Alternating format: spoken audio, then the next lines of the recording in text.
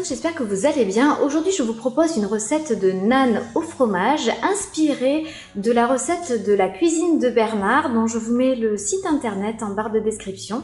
C'est un site que j'aime beaucoup qui contient de nombreuses recettes variées internationales. Donc allez y faire un tour si vous ne connaissez pas encore Bernard qui cuisine magnifiquement bien. Alors cette recette évidemment je l'adapte aux compagnons de Moulinex, donc je vais vous montrer comment procéder. Tout d'abord nous allons insérer le couteau pour pétrir concassé dans la cuve du robot. Nous allons ajouter 110 ml d'eau tiède ainsi qu'un demi-sachet de levure boulangère sèche.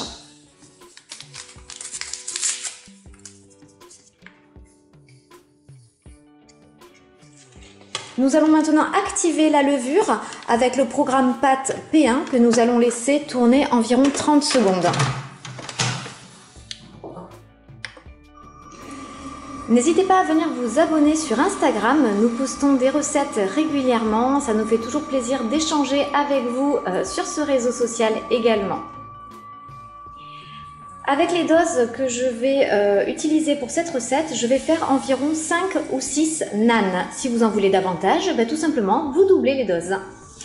Allez, au bout de 30 secondes, on peut supposer que la levure a un peu été activée et on va pouvoir continuer en ajoutant la suite des ingrédients. La farine, 225 g, une pincée de sel, une pincée de sucre et du yaourt. Alors moi j'ai mis 60 g de yaourt Skyr, mais vous pouvez mettre du yaourt à la grecque.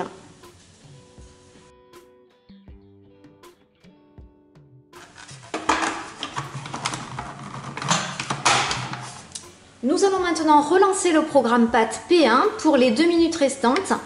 Et nous allons laisser également les 45 minutes de pousse.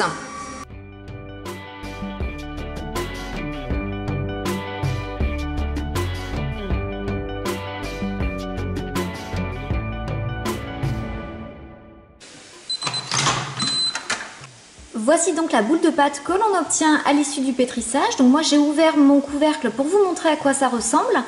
Mais vous ne touchez à rien, vous laissez tout simplement votre robot continuer la pousse durant 40 minutes.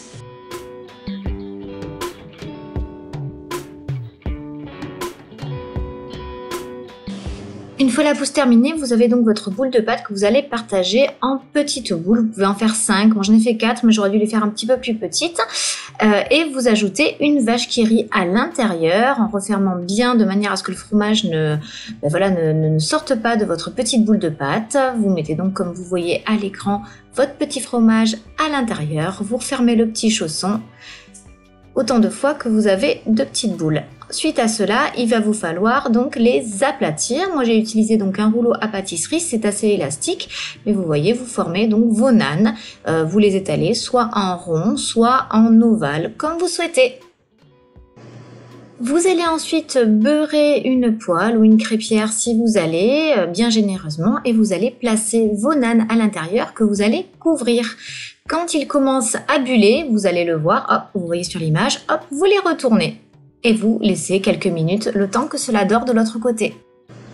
Et voici donc mes deux jolies nanes après cuisson. Alors je les ai ouverts, ils étaient encore un petit peu chauds, j'ai eu du mal à les couper en deux sans me brûler les mains. Donc laissez-les refroidir avant de les consommer, hein, c'est quand même meilleur.